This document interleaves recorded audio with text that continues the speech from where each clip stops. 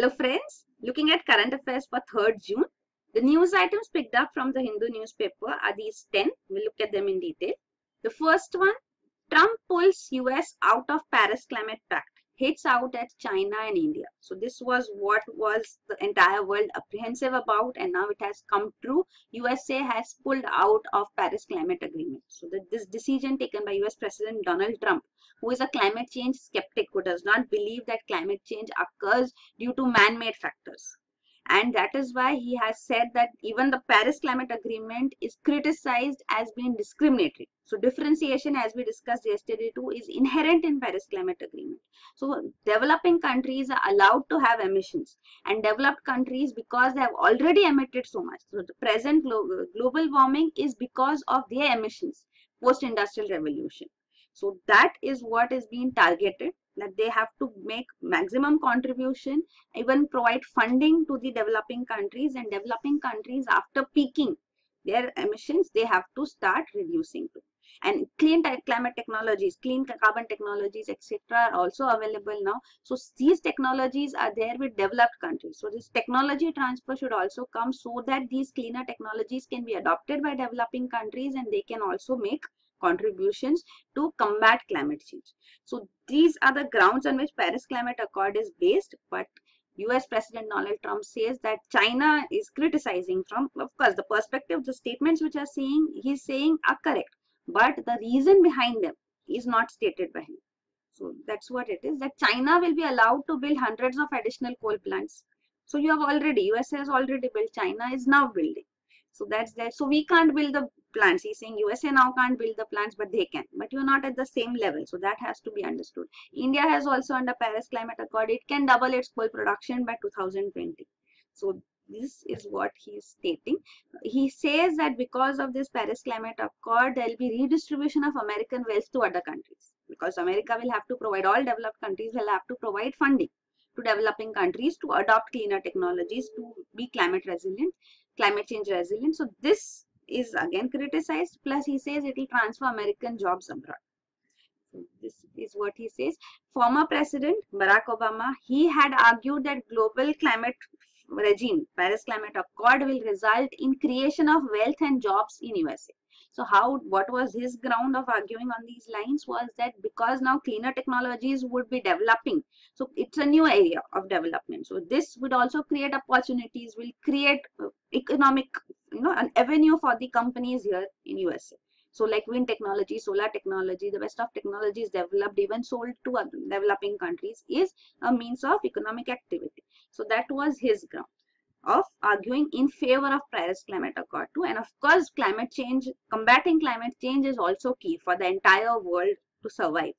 So that is there. And again, there is Green Climate Fund too. So the funding which he is talking about, President Donald Trump, is regarding funding contribution to this Green Climate Fund.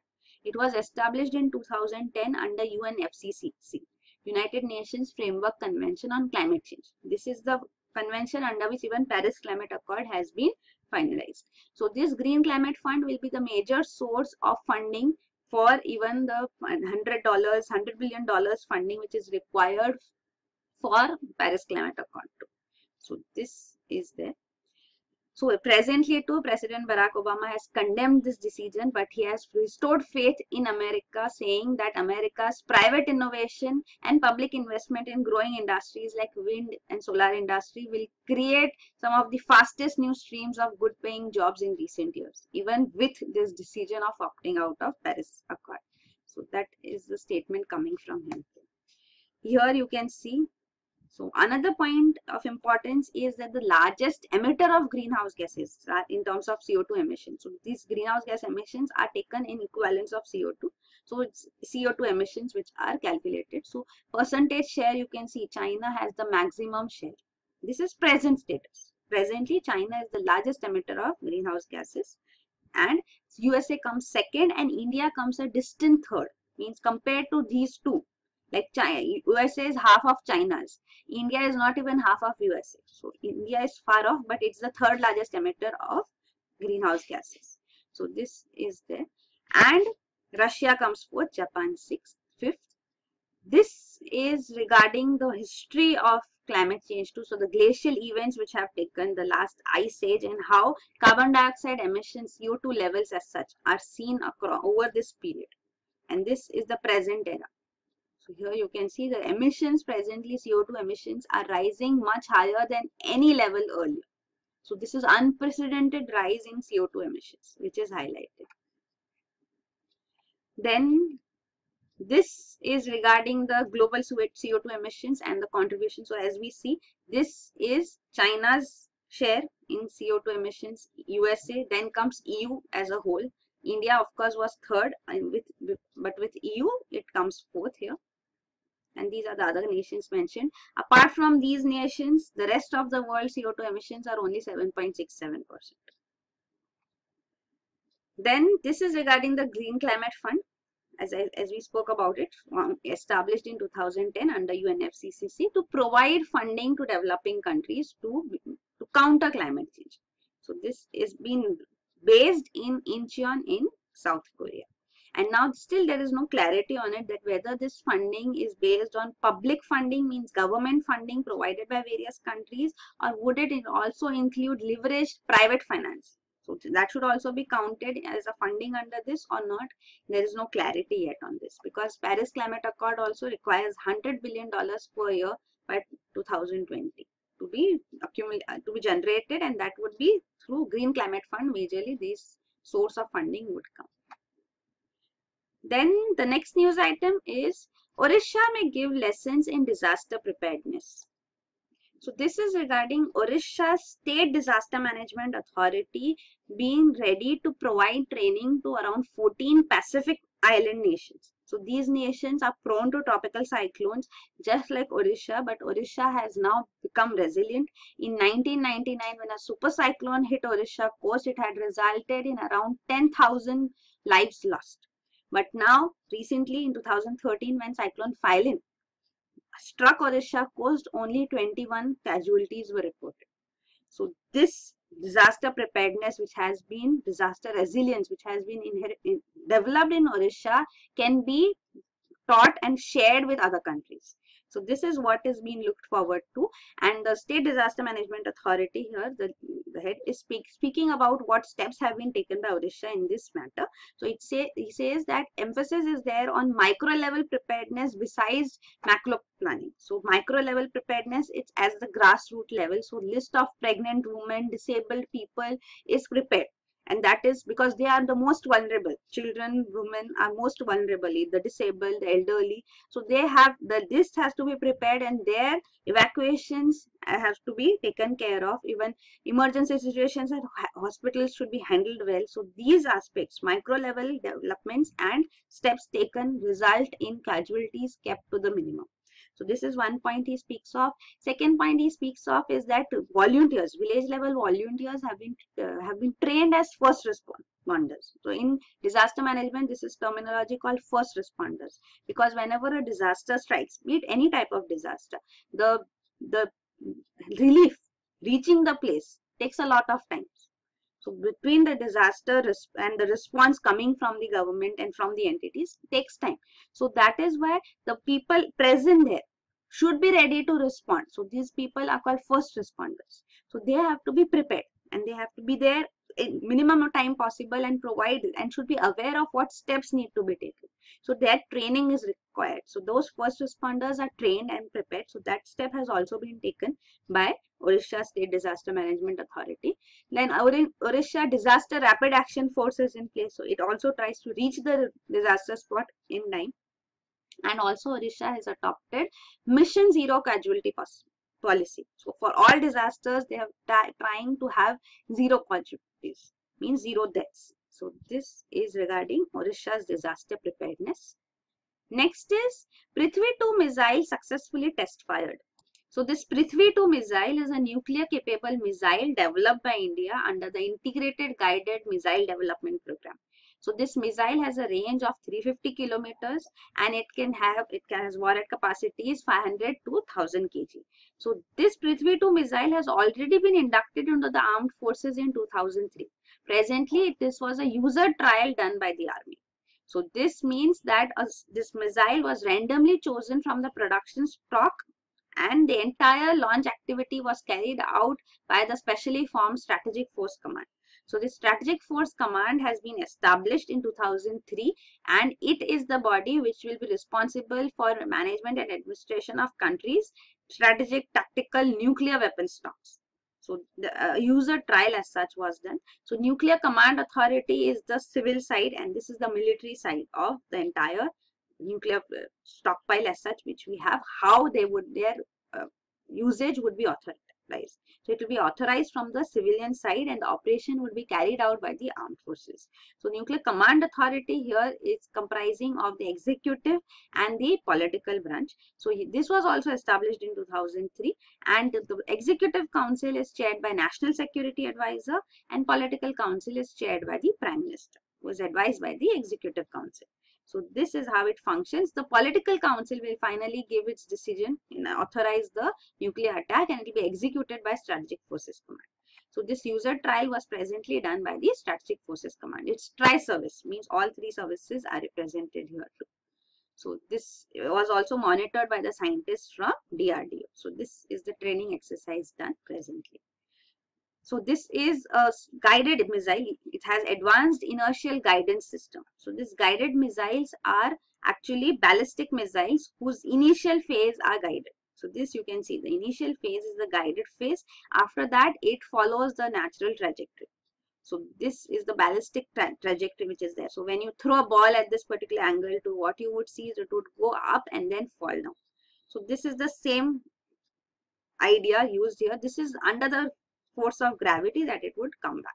So this is how ballistic missiles function, and they are guided only in the initial phase, and they are generally used to target static locations. So static targets are what they are aiming at. Then the next news item is Army to induct 18 Dhanush artillery guns this year.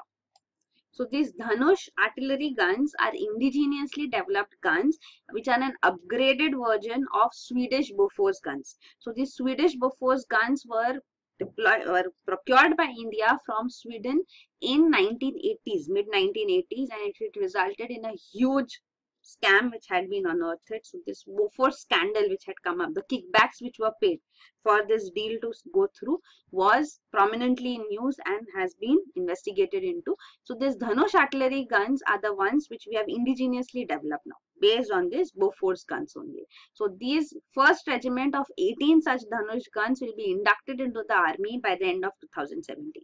So that is the news presently. An initial order of 114 guns of Dhanush have been placed as such. So it's a medium gun with a maximum range of 40 kilometers. The Swedish Bofors gun had a range of 27 kilometers. So that's what it's an upgraded version of this, and it has a high angle of attack, so it can be deployed from both deserts and mountains. So this is the gun. It is said to be 80% indigenous. Then the next news item is ISRO abuzz over heavy lift rocket launch on June 5. So this is regarding ISRO's GSLV Mark III, which is geosynchronous satellite launch vehicle having a capability of placing 4-ton satellites in orbit. So 4 ton means 4,000 kgs. So it will have its maiden flight, first flight, and will be carrying the communication satellite GSAT-19, which weighs 3,136 kgs. So this has been kept slightly at the lower side to keep safeguards in place. So this GSLV Mark III, if this maiden flight is successful, then India would enter into this elite club of 5 who have this capability of placing 4-ton satellites in orbit.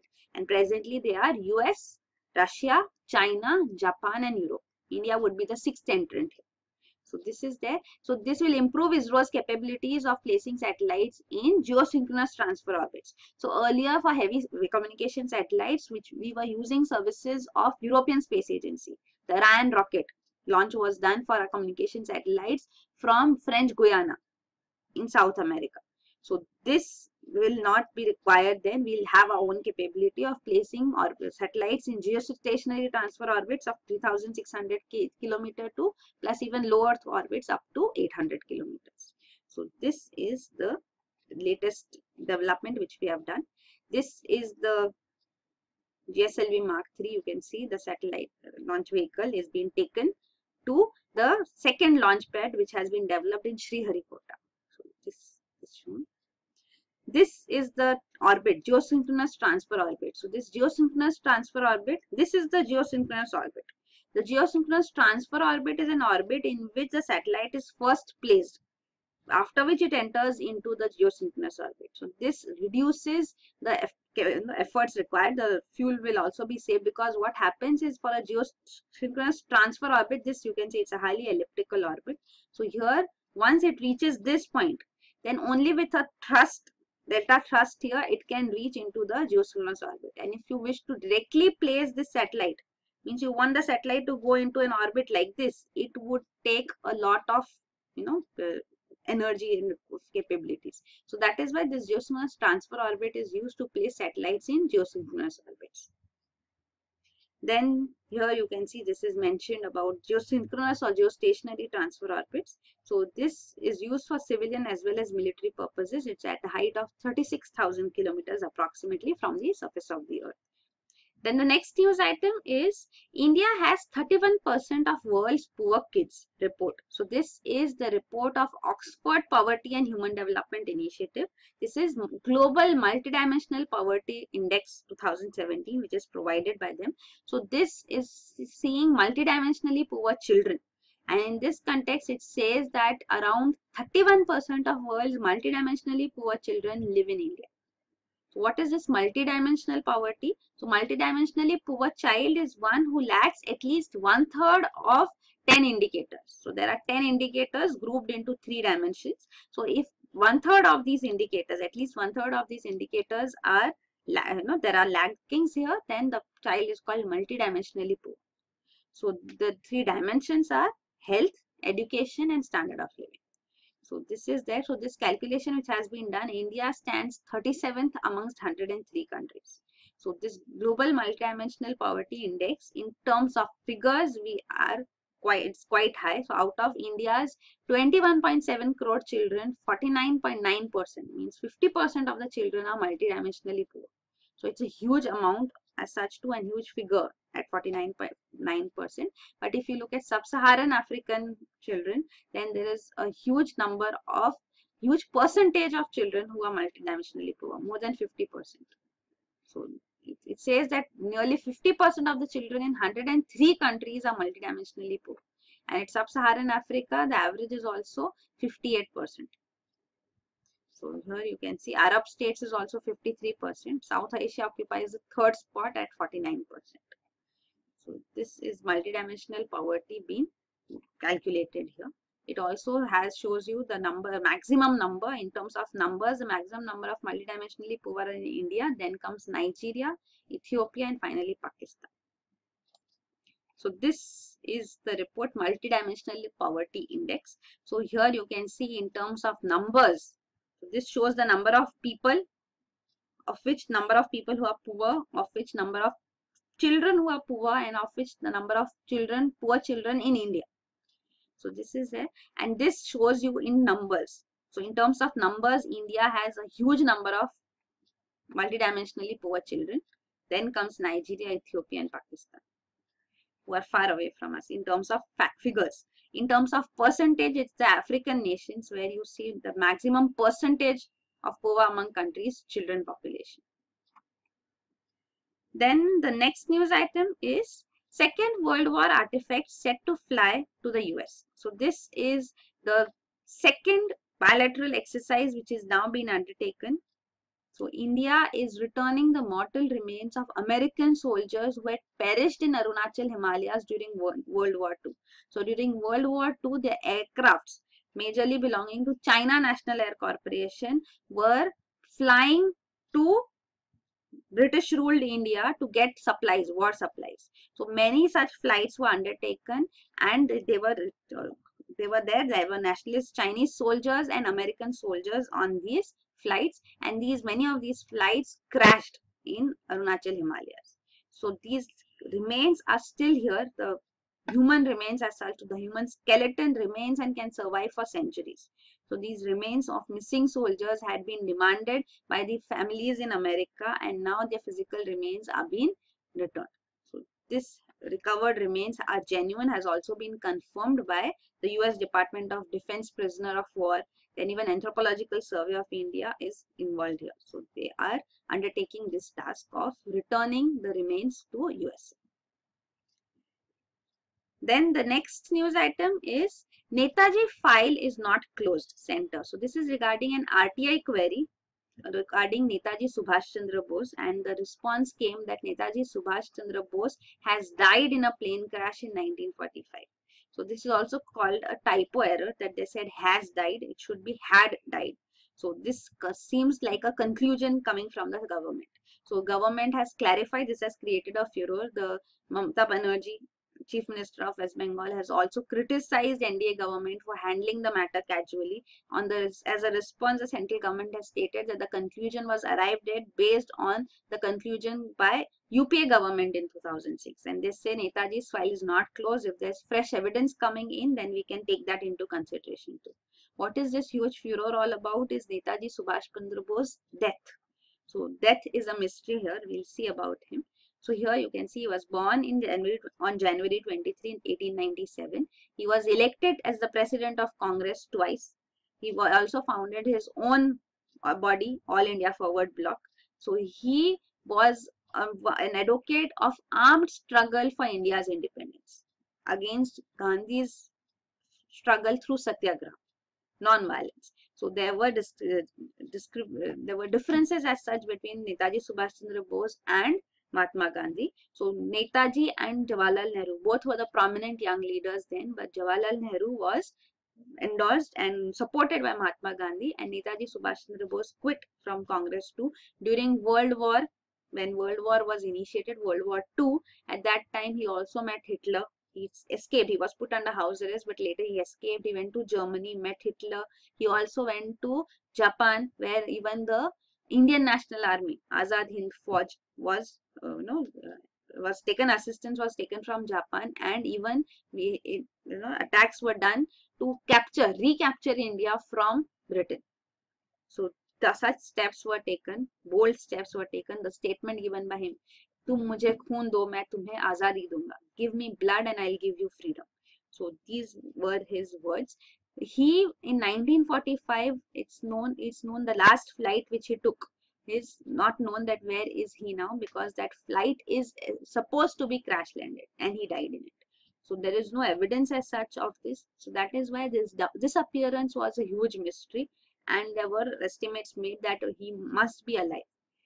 But presently we don't know about what happened post that. So there had been many a times instances coming forth that a person coming up in news and they would say that Netaji Subhash Chandra Bose had been spotted. So this is the mystery regarding his death, but at least you should know about his contribution to the freedom struggle. Then next is government keen to resolve Air India issue. So this also we have been discussing for long now about Air India. So Air India is highly in debt. The debt estimate last made was around 52,000 crores. Yes, 52,000 crores. So this is a huge amount of debt. So how this debt can be serviced and what should be done with it is a huge question. Because even when we discussed on 1st June, we discussed that Air India is presently making operational profits. It can also service its debt, but such a huge amount of debt is not serviceable. So around 20,000 crores debt can be serviced by Air India sustainably. So this was the statement coming forth then too. So but the government is keen on privatizing. So now Niti Aayog Vice Chairman Arvind Panaggaria, he is looking into this question, and he says there are 4 major questions which need to be answered. These 4 major issues as such are: first, of course, whether Air India should be privatized or not. Second is, if it is privatized, then who will be the potential buyers? Should it be only national buyers, or foreign entities should also be allowed to participate? Then third question is whether, if it is privatized, whether the government should keep a minor stake in it or should it have no stake in it, because it is considered a national carrier and for national reasons it should be maintained as such too.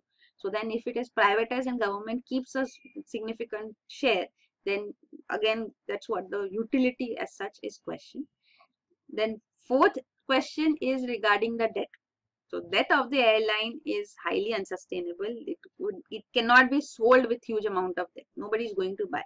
So the word used was also bakra. We cannot find a bakra for such a highly debted Air India. So that is why this debt has to be taken care of. So the government has to write off this debt, means should negate, exclude this debt. So the writing off of that means government will provide for this amount. So that can be, should that be, the question is then that has to be done. So should that be done entirely, or only a part of it should be written off? So this is also a question, an issue which has to be decided upon. So this is coming forth. Then next is the last news item. GST Council set to discuss July 1 deadline. So we know GST is to be implemented from 1st of July, but now the GST Council meet, which is to take place on 3rd of June, means today, it is going to decide whether 1st July should be the date, or there is a possibility that the rollout can also be postponed. So this is being looked into by GST Council. Will take a decision on this. So of course it will be in news tomorrow. We'll discuss that too. Also, some goods whose tax rates have yet not been finalized, they will be finalized, like textiles, footwear, goods, BDs and cigarettes, biscuits, biodiesels, agricultural implements. So these are also under GST, and their taxation rates would be finalized. Also, there have been protests and demands being made with respect to GST rates which have already been declared. So even those revisions may also be discussed at the GST Council. So you should know about GST Council. GST Council comprises of the central representation, by mainly the chairman is the Union Finance Minister, and even Union Minister of State for Finance Revenue are here, plus the Minister of Finance or any other minister from all states. For each of these states, there will be these ministers. So in voting, the share is 1/3 voting power with center and 2/3 voting power with all the states. So this is there, and decision should be taken with approval of at least 3/4 members of the council. And up till now, many of the decisions have been taken through consensus. So that is what is being tried to be maintained here. Minimum quorum is 50% members. That at least 50% of the members should be present to decide on issues and to vote as well. Then the tax slabs which have been decided are here, you can see. So some commodities would be zero rated, means there will be no GST, no tax on them, major essential agricultural products to food grains, etc. Second is 5% category. So these are products of mass consumption. Then 12%, 18%, 28%, and the last is, in this category there will be some goods on which there will be a cess also added. And cess also varies. So on different commodities, there are different percentage of cess which is applied. So it's a multi-tiered system. So GST, it says one nation, one tax, but the taxation rate is not one. What is one is that on a particular commodity, you would be paying only one tax, which will be later distributed between the center states as such. So simplification of the taxation regime. That is what it is trying to implement. And it's only on value addition. So it's a value added tax. So it's not the tax on the entire MRP at every stage, because every commodity goes through stages of production. Like cotton becomes, thread, then it becomes cloth, then it becomes a ready-made garment, for example. So then at each stage, only on value addition taxation would be demanded, because for the previous merchant has already paid. So that's the idea. So the taxation rates also, which had been recently decided in May 2017, are these. So around 1,211 items were put into each of these categories. Of exempted means 0%, 5%. Here 5% is missing. 12%, 18%, and 28%. So these are examples given here, some of the key commodities. And for services also, so it's a goods and services tax. So services are also taxed. So these are the rates for services tax to mention here. So these are the news items. Thank you.